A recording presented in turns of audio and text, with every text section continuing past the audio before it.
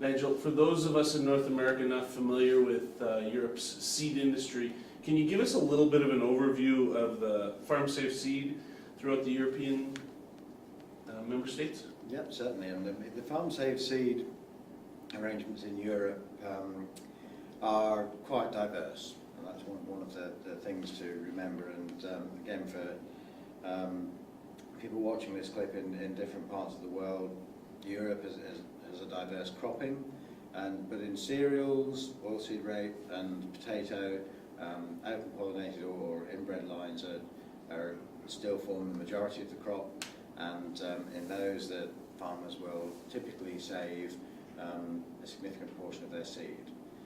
If you look at the different regions of Europe, you can see quite vast differences in farmers' behaviours in that respect. In northwest Europe, there tends to be less farm-safe seed, more buying of certified seed. As you go south and east, then there's more farm-safe seed. And that's driven by a number of things. It can be short-term economics, it can be just the logistics of seed supply, and it can be just tradition. So it's quite diverse in those crops, and you certainly get very different patterns of farm-safe seed use throughout Europe. Most of it in northwest Europe tends to be processed, so it does have seed treatment applied, it's cleaned, but again that can be done in very different ways depending on the countries that you're in. For example, in my home country of the UK, there are a lot of mobile seed processors processing farm-safe seed. You go into France, then the co-ops process farm-safe seed. In other countries it's static plants. And in some places farmers don't treat and clean their farm-safe seed. So there are a lot of different models. And when we talk later about how plant variety right is dealt with, then we'll see that there are quite a number of different solutions to those because of those different dynamics. Well, and speaking of that, how do the royalties work in the farm-safe seed model? And I guess always the question is it designed to benefit the breeder or the farmer or both? Yeah, I mean, start answering that question with, I always have a bit of a philosophical difficulty with anybody who says, oh, well, this is in the favour of the breeder or the farmer. Breeders are commercial companies, and we only survive by offering farmers things that are of value to a farmer. And typically that's new varieties, also we supply seed as well. So really these arrangements have to be of mutual benefit. So I'll come back to that point a little bit at the end, at the section that I've described how the royalties are collected. So again, Europe is a little bit special compared to other parts of the world where the signatories to UPOV 91, which is the international treaty which gives the possibility of collecting royalties on farm-safe seed.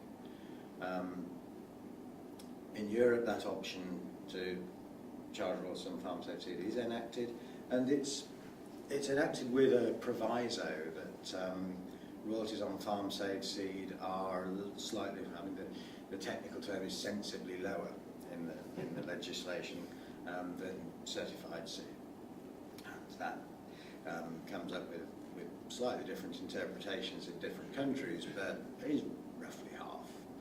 And that's a negotiated position with other stakeholders when that legislation was introduced.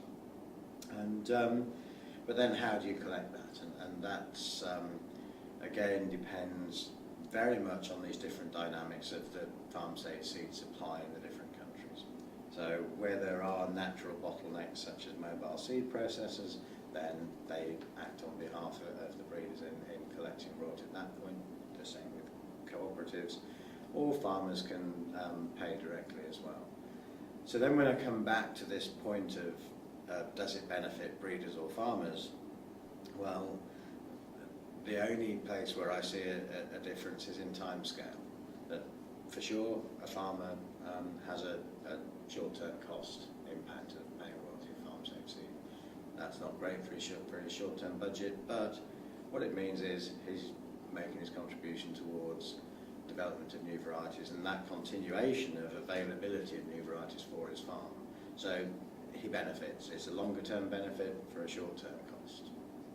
Absolutely, that's well explained. I think that this is a ongoing dialogue around the world, so I think we got to keep trying to figure it out.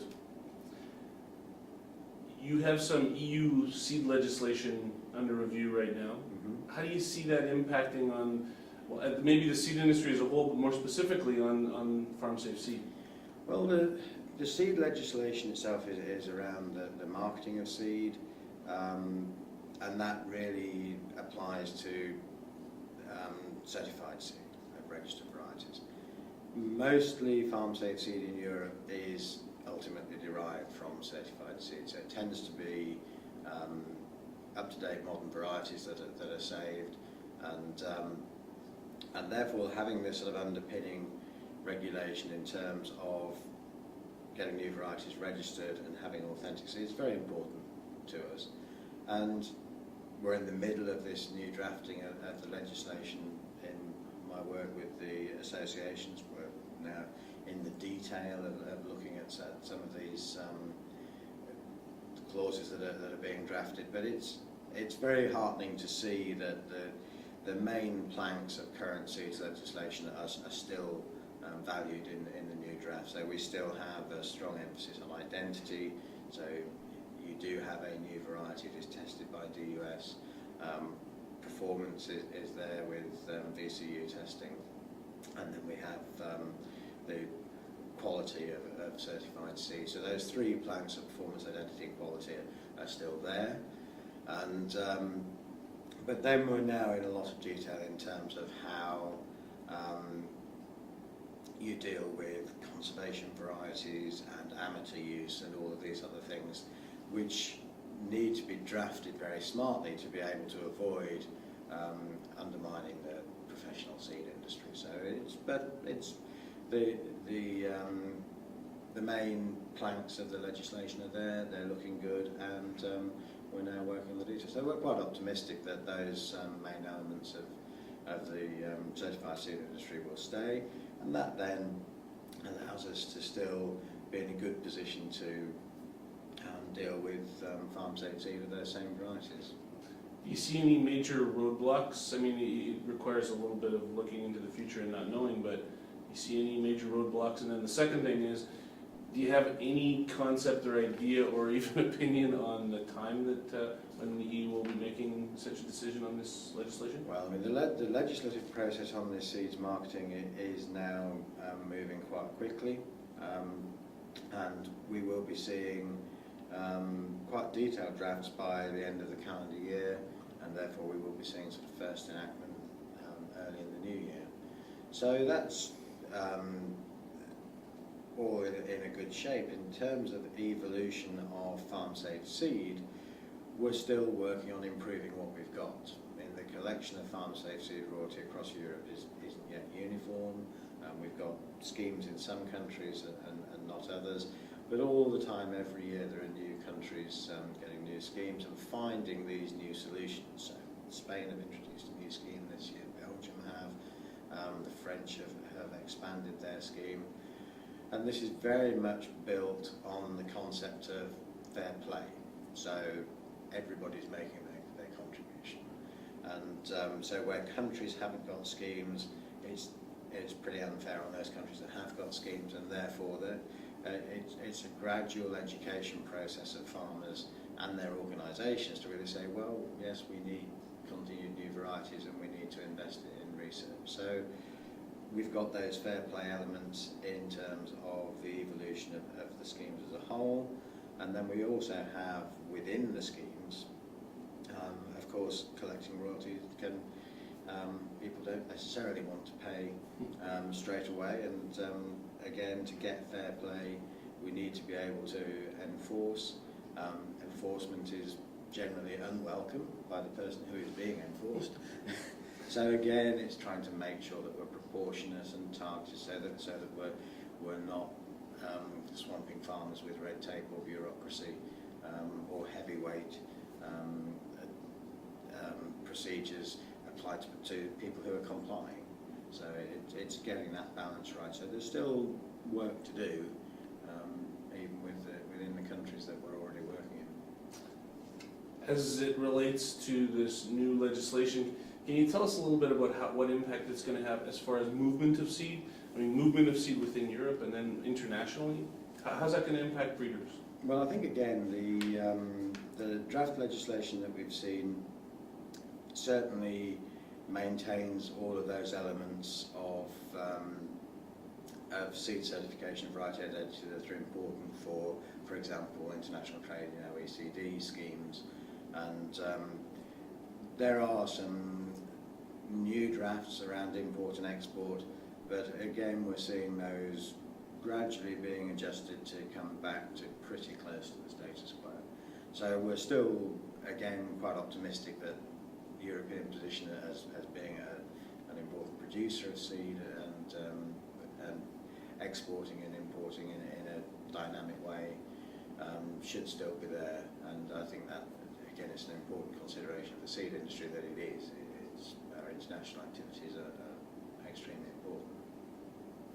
And then with our last question, I'm going to ask you to put on your ESA hat and talk a little bit about, I mean, we all know that R&D is important and improvements in breeding technology. How does ESA help breeders? Yeah, I mean, it's an ever-changing role, really. I think the ESA has a wide representative role, and the membership of ESA goes from very small independent companies to the very large international global companies. And we're at a point in time now where there's a very important message to carry forward in terms of the seed industry. When you're looking at global population predictions, climate change, and the need to have efficient use of natural resources, protecting biodiversity, very important that people understand that this is largely going to be delivered through genetics. And therefore the seed industry and its economic flows through royalties and through regulated seed movements are going to be absolutely critical to keep the money flowing into that development that's needed. So that's a key message for ESA at the moment in terms of communications with other stakeholder groups. Farmers groups are very important to us, food processing industry, all the wider stakeholders, and particularly in Europe, of course, the legislators and policymakers. Within Europe, this complexity of member state governments interacting with the European Parliament, and how they do that, and how the discussions of legislation and policy principles go, is a very complex operation. So taking my ESA hat off and putting a member's hat on again, I mean, we rely very heavily on ESA to make those representations, particularly in a time like now when there's legislation on the table. And that really is a powerful voice to get across these messages of not only that we need a strong and vibrant seed industry, but why, to the wider public, we're having to really communicate this to non-specialists outside of the agricultural industry, because the European Parliament is a very diverse group of people, and the value of the seed industry and its importance to society as a whole, and how that is being delivered by private sector, profit-driven companies, is a critical message to get across. And ESA's role as the champion of that message is very, very important, particularly at this point in time.